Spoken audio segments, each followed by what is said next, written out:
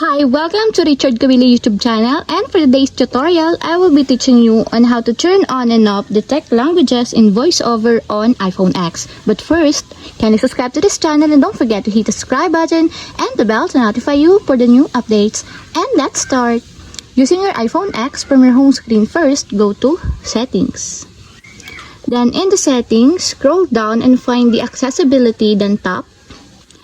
Then in the accessibility, go to vision section, then tap the voiceover. Then after that, in the voiceover, tap the speech. Then after that, in this part, in the speech, find the detect languages. And as you will see, there's a switch button located on the side of it. Then all you have to do is just tap it to enable or turn on until it becomes green. When detect languages is enabled, voiceover will switch voices when text is in another language is detected. And if you want to turn off or disable, just tap again the switch button.